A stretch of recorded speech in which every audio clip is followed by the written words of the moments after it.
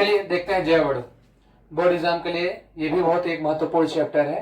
इसमें जनरली हम लोग जैव अणु यानी हम लोग क्या है कि हमारे बॉडी के अंदर जैसे कार्बोहाइड्रेट, प्रोटीन, विटामिन है ना, ये सारे मॉलिक्यूल्स होते हैं, तो उन सब के बारे में हम लोग को थोड़ा सा डिटेल में पढ़ना है। सारी चीजें क्या है, कुछ इंपॉर्टेंट चीजें जैसे कार्बोहाइड्रेट, प्रोटीन वगैरह। तो सबसे पहले हमारा चैप्टर नाम है जैव अणु। ठीक है, तो जैव अणु को समझ लेते हैं होता क्या है। देखो जैव अणु लिखा हुआ है ना, तो जैव अणु। तो उससे पहले अगर मैं एक आप लोगों से पूछूं ऐसे ही कि जैसे आपको ऊर्जा कहाँ से मिलती है, आपको एनर्जी कहाँ से मिलती है, तो आप कहोगे सर हम लोग जैसे खाना खाते हैं या कोई जूस पीते हैं, है ना, या गन्ने का जूस हम लोगों ने पिया या कोई फल खाया जो मीठा था, है ना। कहने का मतलब कुछ ना कुछ आपने जब खाया तो जो आपकी बॉडी में हो गया, तो डाइजेस्ट होने के बाद क्या होता है कि आपको ऊर्जा प्राप्त होती है ना। जैसे आप बनाना खाए या कोई फल खा रहे हो, जूस पी रहे हो, भोजन खा रहे हो, तो उससे आपको ऊर्जा मिल रही है। और आप ये भी कह रहे हो सर इसमें प्रोटीन होता है, इसमें विटामिन है, ये आयरन का अच्छा सोर्स होता है ना। ये सारी चीजें आप लोग कहते हो, ठीक है, कहते हो चावल में कार्बोहाइड्रेट होता है, ये सारी चीजें होती हैं। तो आप लोगों को असल में जो एनर्जी है, जो आपकी बॉडी में, आपके बॉडी के अंदर होने वाली जो क्रियाएं हैं, जिन क्रियाओं की वजह से हमारा शरीर काम करता है, हमको ऊर्जा मिलती है, सोचने की क्षमता वगैरह, या हमारा शरीर एक जीवित इकाई की तरह काम करता है। ठीक है, तो हमारे शरीर के अंदर होने वाली या जीवों के अंदर होने वाली रासायनिक क्रियाओं को, है ना, रासायनिक क्रियाओं को हम लोग क्या कहते हैं, जैव रासायनिक क्रिया। क्योंकि हम लोग की बॉडी के अंदर जो क्रिया हो रही है वो एक तरीके की रासायनिक क्रिया ही तो है। हम कुछ खाते हैं वो जाके ऊर्जा में चेंज होती है। कहने का मतलब है कि जैसे जनरली हम लोग कुछ प्रोडक्ट में पढ़ते हैं, कुछ रिएक्शन पढ़ते हैं क्लास 10th में, जैसे आप लोगों ने पढ़ा कि ये प्रोडक्ट, ये कोई चीज है, आपस में मिलकर के एक नया उत्पाद बना रही थी, एक रासायनिक क्रिया हो गई। तो हमारे शरीर के अंदर भी एक क्रिया हो रही है, और जिसके अंतर्गत क्या हो रही है, हमारा शरीर एक जीवित इकाई की तरीके से काम कर रहा है ना, यही तो हो रहा है। तो अगर आप यहाँ पे देखोगे, तो अगर हम लोग इसको थोड़ा सा भाषा के अनुरूप को है, लैंग्वेज थोड़ी सी यूज करें, तो जीवों के अंदर होने वाली रासायनिक क्रियाओं को क्या कहते हैं, जैव रासायनिक क्रिया। यानी हमारे अंदर जो शरीरों के अंदर क्या हो रही है, रासायनिक क्रिया हो रही है, उसे हम लोग क्या कह रहे हैं, जैव रासायनिक क्रियाएं। ठीक है, इतनी बात क्लियर है। अब जैव रासायनिक क्रिया स्वतः तो हो नहीं, उसमें जो चीजें हो रही है, कोई भी क्रिया होने के लिए क्या है कि कोई ना कोई अभिकारक अणु की आवश्यकता पड़ती है। अभिकारक अणु का क्या मतलब होता है कि यहाँ पे रासायनिक क्रिया यानी जैव रासायनिक क्रिया होने के लिए कुछ ना कुछ चीजों की आवश्यकता होगी, जो आपस में मिल करके क्रिया करके कोई नई चीजें बना रही हूँ, हम लोग को ऊर्जा दे रही हूँ, है ना, अलग अलग चीजें। उसी तरीके से यहाँ पे तो जैव रासायनिक क्रिया में जो अणु उपयोग होते हैं, जैसे हमने भोजन खाया, भोजन हमारे पेट में गया, वहां पे क्या हुआ कि एंजाइम होते हैं जो उसको तोड़ करके कार्बोहाइड्रेट या विटामिन होता है उसको ब्रेक करते हैं, उसका डाइजेशन होता है, पाचन होने के बाद हमारे शरीर में पूरे ऊर्जा संचित होती है, अलग अलग प्रोटीन, विटामिन सब कुछ हम लोग को मिलता है। तो जब वो अणु टूटता है सरल में, तभी तो हमें ये सारी चीजें होती है। अब टूटने के लिए एक रासायनिक क्रिया होती है। तो यही हमारा कहने का मतलब है कि जो हमारे शरीर के अंदर जैव रासायनिक क्रिया है, उसमें जो अणु उपयोग किए जाते हैं, जो अणु उपयोग में होते हैं, ठीक है, या यूं कह सकते हो जैव रासायनिक क्रिया में जो अणु भाग लेते हैं उनको क्या कहते हैं, जैव अणु। ठीक है, क्या मैंने कहा, जैव रासायनिक क्रिया में जो अणु भाग लेते हैं उनको क्या कहते हैं, जैव अणु, ये बायोमॉलिक्यूल। ठीक है, जैसे अगर हम लोग भोजन खाते हैं, कहते हैं वहां के कार्बोहाइड्रेट है, प्रोटीन है, विटामिन है ना, वसा है, ये सारी चीजें हैं। तो यहाँ पे यही सारी चीजें क्या है, हमारे शरीर में जाती है, टूट करके हमारे शरीर को अलग अलग जो भी तत्व है, ऊर्जा वाले तत्व या अलग अलग चीजें प्रोवाइड कराती है। ठीक है, तो ये सारे जो अणु हैं, प्रोटीन, विटामिन, कार्बोहाइड्रेट, खनिज, ये सब क्या होते हैं, यही तो है जैव अणु। इन्हीं की वजह से तो हमारे शरीर में जैसे यही सारी चीजें भोजन के रूप में हमारे शरीर में जाती हैं, तो क्या करती हैं, अलग अलग क्रियाएं करती है ना, जिन क्रियाओं को जैव रासायनिक क्रिया कहते हैं, और उसमें प्रयोग होने वाले अणुओं को जैव अणु। ठीक है, तो रासायनिक क्रिया में यानी जैव रासायनिक क्रिया में उपयोग होने वाले अणुओं को क्या कहते हैं, जैव अणु। क्लियर है बात।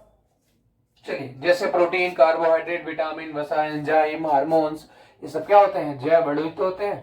अगर हम लोग आगे बढ़े अब, चलिए ठीक है, तो यहां तक परिभाषा क्लियर हो गई होगी। ओके, अब चलिए हम लोग वन बाय वन करके इनमें जो अणु उपयोग में आ रहे हैं, डिटेल में उन्हीं अणुओं के बारे में पढ़ना है। जैसे चैप्टर है जैव अणु है, तो यानी जैव अणुओं के बारे में ही पढ़ना है, यानी जैव अणु जैसे प्रोटीन, कार्बोहाइड्रेट, विटामिन, एंजाइम, ये सब है, तो उन्हीं के बारे में 1 बाय 1 हम लोग स्टडी देखेंगे। ठीक है, जनरली हम लोग यहाँ पे सबसे मेन तरीके से देखेंगे कार्बोहाइड्रेट, प्रोटीन, है ना, विटामिन, इन्हीं तीनों को ज्यादा अच्छे डिटेल से देखेंगे। कार्बोहाइड्रेट में कुछ जो मुख्य कार्बोहाइड्रेट है उनको बनाने की विधियां और उसके रासायनिक उपयोग देखेंगे। ठीक है, तो चलिए देखते हैं, कार्बोहाइड्रेट को थोड़ा देख लेते हैं। कार्बोहाइड्रेट को देखते हैं, उसके बाद फिर हम लोग आगे बढ़ेंगे। ठीक है,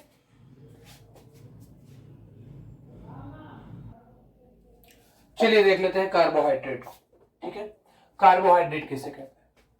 अब यहां पे अगर हम लोग कार्बोहाइड्रेट को देखें, ठीक है, कार्बोहाइड्रेट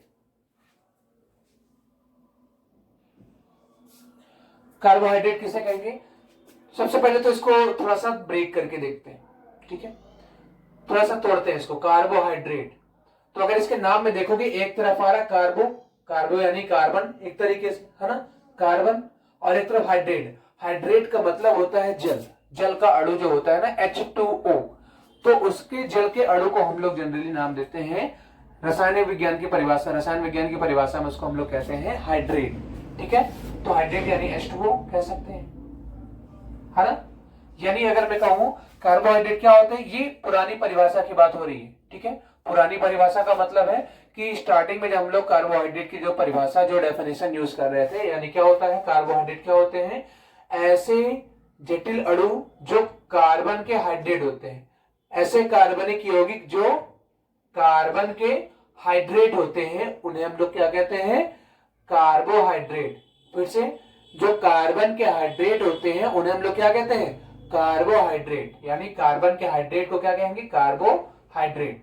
इनका सामान्य सूत्र क्या था, सामान्य सूत्र CHH2O का होल वाई, ऐसे आप कर सकते हो, है ना।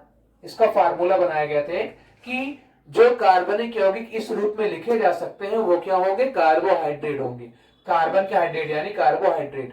जैसे हम लोग अगर बात करें, बात करेंगे ग्लूकोज की यानी हम लोग अगर देखें ग्लूकोज का अणु सूत्र आप लोग जानते होंगे, क्या होगा बताइए, C6H12O6। फ्रक्टोज का क्या होगा, C6H12O6, उसका भी अणु सूत्र यही होता है। सुक्रोज यानी चीनी की अणु की बात करोगे, उसका फार्मूला क्या होता है बताइए, C12H22O11। ठीक है, अब यहां पे देखते हैं क्या होगा। जैसे C6H12O6 ये क्या था, ग्लूकोज था। अब ग्लूकोज को जब देखा गया, जैसे ये था, अब इसको इस फॉर्म में लिखा गया, कैसे, कार्बन कितने 6, तो कार्बन को 6 लिखा गया, ब्रैकेट में क्या लिखा गया, H2O, और H2O था, इधर मल्टीप्लाई कराया गया 6, यानी Y की जगह 6 रखा गया, X की जगह यहाँ पे 6, है ना। तो यहाँ पे अगर देखा जाए C6 है, H का 2 H में 6 का यहाँ पे मल्टीप्लाई होगा, 6 दूनी 12, यानी हाइड्रोजन भी 12 है और ऑक्सीजन भी 6 हो जाएगा। यानी ग्लूकोज के अणु को हम लोग इस हाइड्रेट के फॉर्म में लिख पा रहे थे। तो कहने का मतलब था ग्लूकोज एक तरीके क्या था, कार्बोहाइड्रेट। उसी तरह फ्रक्टोज की बात करें, और उसी तरह हम लोग बात कर रहे किसकी, सुक्रोज यानी चीनी के अणु की अगर बात करेंगे तो उसका फार्मूला क्या होता है, C12H22O11, है ना। अगर इसमें हम लोग देखेंगे, अगर देखेंगे तो क्या होगा, देख लेते, कार्बन का अणु कितने हैं 12 और H2O अगर यहाँ पे 11 से मल्टीप्लाई करा दिया जाए तो 11 दूनी 22 और 11 कम 11। ठीक है, तो क्या हो जाएगा ये C12, देखो H2O का हाइड्रेट यहाँ पे बन गया, ओके, है ना। चलिए आगे देख लेते हैं इसको। क्या यहाँ पे आपने कहा कि जो इसका अणु था, किसका, सुक्रोज। ठीक है, यहाँ पे मैं लिख देता हूं, ये किसका अणु है, सुक्रोज। तो यहाँ पे अगर आप देखोगे इसका ये फार्मूला है, इसको अगर मैं C12 ऐसे लिखूं, H2O लिख करके 11 यहाँ पे कर दूं, तो होगा तो इतना ही। तो कहने का मतलब इसके अणु को भी हम लोग हाइड्रेट के फॉर्म में, कार्बन के हाइड्रेट के फॉर्म में लिख पा रहे थे, तो ये भी क्या था, एक कार्बोहाइड्रेट। इसी तरीके से हम लोगों ने स्टार्टिंग में कार्बोहाइड्रेट की परिभाषा करी, बट यहाँ पे कंफ्यूजन था। कंफ्यूजन कैसा, फॉर्मेल्डिहाइड, आप जान रहे हो फॉर्मेल्डिहाइड HCHO होता है।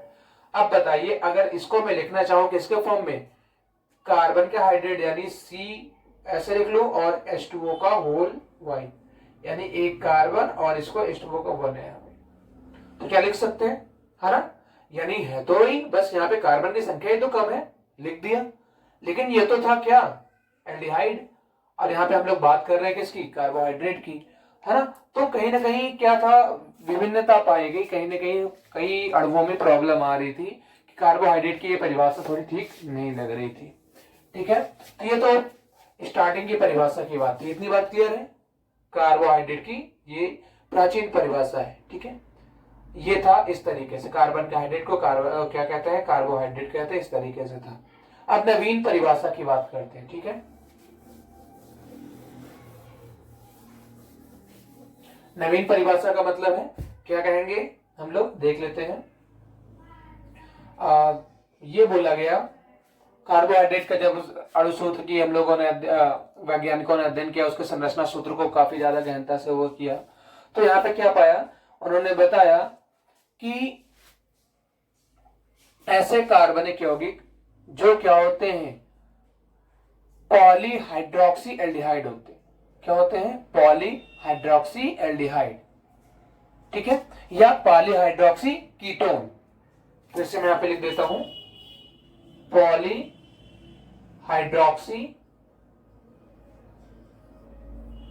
एल्डिहाइड या पॉलीहाइड्रोक्सी कीटोन, इसे मैं लिख देता हूं, या कीटोन, है ना। पॉलीहाइड्रोक्सी एल्डिहाइड या पॉलीहाइड्रोक्सी कीटोन क्या होते हैं, एल्डिहाइड होते हैं। जो पॉलीहाइड्रोक्सी एल्डिहाइड होगा या पॉलीहाइड्रोक्सी कीटोन होगा, उसको हम लोग क्या कहेंगे, कार्बोहाइड्रेट। ठीक है, ये नई परिभाषा में बोला गया था कि पॉलीहाइड्रोक्सी एल्डिहाइड या पॉलीहाइड्रोक्सी कीटोन को हम लोग क्या कहते हैं, कार्बोहाइड्रेट। यानी कार्बन की ऐसी श्रृंखला जिनमें OH, पॉली का मतलब क्या होता है, पॉली का मतलब तो यही है ना कि वहां पे ढेर सारे हो, मोनो का मतलब एक, डाई का मतलब दो, ट्राई का मतलब तीन, है ना। पॉली का मतलब दो से ज्यादा जिसमें भी उसको हम लोग पॉली कह देते हैं, है ना। तो यहाँ पे पॉलीहाइड्रोक्सी, हाइड्रोक्सी का मतलब समझ रहे हो, जो OH समूह होता है, हाइड्रोक्सी समूह, OH समूह, है ना। तो पॉलीहाइड्रोक्सी एल्डिहाइड, पॉलीहाइड्रोक्सी यानी OH ढेर सारे होंगे बट एल्डिहाइड समूह केवल एक होगा, OH ढेर सारे होंगे बट कीटोन समूह केवल एक होगा। तो पॉलीहाइड्रोक्सी एल्डिहाइड और पॉलीहाइड्रोक्सी कीटोन बनेगा। फॉर एग्जांपल अगर मैं बात करूं, जैसे देखो कार्बन की एक में श्रृंखला बना दूं, ऐसे कार्बन की श्रृंखला बना दिया जाए। अब यहां पे अगर सब जगह OH लगा दिया जाए, है ना, तो ये देखो ये श्रृंखला में आप क्या देख पा रहे हो, ये क्या है, पॉलीहाइड्रोक्सी एल्डिहाइड, ये तो कहोगे पॉलीहाइड्रोक्सी एल्डिहाइड, यही है कार्बोहाइड्रेट। अगर इस तरीके से अणु दिखाई देते हैं, ठीक है, तो वो क्या होंगे, कार्बोहाइड्रेट होंगे। ठीक है, या पॉलीहाइड्रोक्सी कीटोन हो तब भी वो क्या हो जाएगा, कार्बोहाइड्रेट हो जाएगा। ठीक है ना। अब चलो, ये तो हो गया कार्बोहाइड्रेट की परिभाषा की बात। जनरली अगर हम लोग देखें तो ये जो कार्बोहाइड्रेट होता है, ये बृहत कार्बन के अणु होते हैं, यानी कार्बन के ढेर सारे अणुओं की संख्या इसमें होती है। और साथ में ये पॉलीहाइड्रोक्सी, जैसे मैंने डेफिनेशन में बता ही दिया है। अभी प्राप्त कहां से होता है, जनरली ये वनस्पतिक होता है, यानी वनस्पति, हमारे एनवायरमेंट में जो पेड़ पौधे हैं उनका मुख्य स्रोत पेड़ पौधे से ही होता है। ठीक है, कार्बोहाइड्रेट का मुख्य स्रोत क्या होता है, पेड़ पौधों से ही होता है, वहीं से हम लोग इसको जनरली मुख्यतः वहीं से प्राप्त करते हैं। ठीक है, इसके वर्गीकरण के बारे में बात कर लेते हैं, फिर हम लोग आगे बढ़ते हैं। अब कार्बोहाइड्रेट में जैसे जैसे हम लोग अगर बढ़ेंगे आगे, तो सबसे पहले कुछ एग्जांपल की अगर बात करेंगे हम लोग, तो इसके जो मुख्य एग्जांपल होते हैं, ग्लूकोज, फ्रक्टोज, इसके मुख्य एग्जांपल है ग्लूकोज, फ्रक्टोज, सुक्रोज, माल्टोज आदि, स्टार्च, ये सब क्या है, इसी के एग्जाम्पल के आते हैं, कार्बोहाइड्रेट के एग्जाम्पल में आते हैं। ठीक है, glucose, fructose, sucrose, maltose, starch, है ना, ये सब किस में आते हैं, कार्बोहाइड्रेट के एग्जाम्पल, मुख्य एग्जाम्पल में आते हैं। ठीक है, तो इसमें हम लोग को जनरली ग्लूकोज, फ्रक्टोज इन्हीं के बारे में पढ़ना है, कार्बोहाइड्रेट में इन्हीं तीन के बारे में। तो सबसे पहले कार्बोहाइड्रेट का क्या कर लेते हैं, वर्गीकरण। ठीक है, वर्गीकरण अगर हम लोग करेंगे तो कार्बोहाइड्रेट को हम लोग दो तरीके से बांट सकते हैं। ठीक है, एक तो स्वाद के अनुसार, यानी इसका टेस्ट कैसा होगा, स्वाद के अनुसार आप इसको बांट सकते हो। और दूसरा बांट सकते हो जल अपघटन के आधार पर, यानी जल में घुलने के, टूटने या घुलने के आधार पर, ऐसे कह सकते हो, जल अपघटन के आधार पर। अगर हम लोग बात करेंगे स्वाद के अनुसार या जल अपघटन के आधार पे, तो देख लेते हैं इसको, चलिए।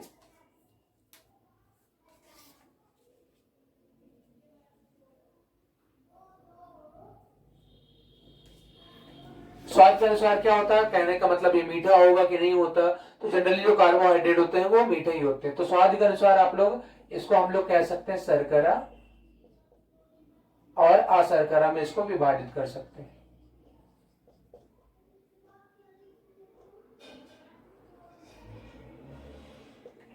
अगर बात करें जल अपघटन के आधार पे, तो जल अपघटन के आधार पे हम लोग इसको मोनोसैकेराइड,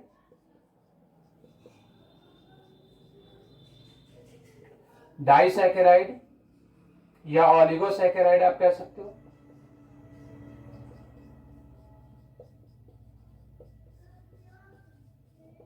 और पॉलीसैकेराइड।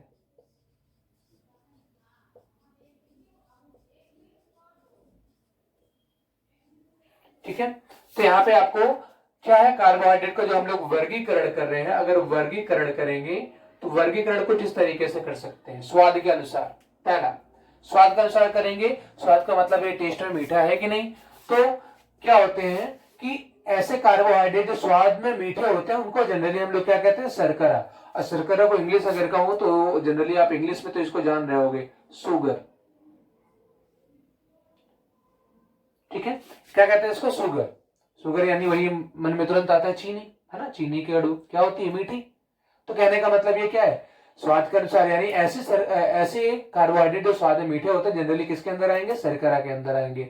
जैसे ग्लूकोज हो गया, माल्टोज हो गया, ये सब किसमें हम लोग पढ़ेंगे, शर्करा में पढ़ेंगे।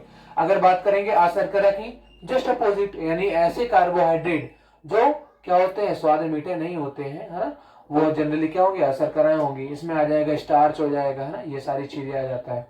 तो ये दो तरीके से हम लोग इनका एग्जाम्पल देख सकते हैं। जल अपघटन के आधार पर अगर देखोगे, मोनोसैकेराइड, ऑलिगोसैकेराइड या पॉलीसैकेराइड। ठीक है, एग्जाम्पल की इनको अलग अलग हम लोग पढ़ेंगे, मोनोसैकेराइड किसे कहते हैं, ऑलिगोसैकेराइड किसे कहते हैं, पॉलीसैकेराइड किसे कहते हैं, इनको वन बाय वन करके देखेंगे। एग्जाम्पल की बात करोगे, शर्करा में ग्लूकोज आ जाएगा, अशर्करा में बात करोगे स्टार्च वगैरह है, मोनोसैकेराइड में ग्लूकोज वगैरह है, ऑलिगोसैकेराइड में यहाँ पे आपको मिल जाएगा सुक्रोज, लैक्टोज मिल जाएगा, है ना, पॉलीसैकेराइड में स्टार्च वहां पे मिल जाएगा आपको। ठीक है, तो ये कुछ एग्जाम्पल आपको देखने को मिलेंगे यहाँ पे। तो ये इनका प्रकार है, वन बाय वन करके इनको हम लोग देखेंगे। ओके, तो अभी के लिए इतना रखते हैं, इसके जस्ट ब्रेक लेकर के फिर हम लोग इसको क्या करते हैं, स्टार्ट करते हैं। कार्बोहाइड्रेट की मुख्य कुछ अलग और नए तरीके से हम लोग इसके मुख्य परिभाषाओं की तरफ बढ़ेंगे, फिर इसकी रासायनिक क्रियाओं की तरफ भी देखेंगे जो कि बहुत इंपॉर्टेंट होती है। ऐसा बोला भी जाता है कि इसकी रासायनिक अभिक्रिया बहुत लंबी होती है, बट ऐसा नहीं है, आसानी से देखोगे आप तो बहुत ईजी होता है। ठीक है, आज के लिए इतना रखते हैं, फिर इसको हम देखते हैं। ओके।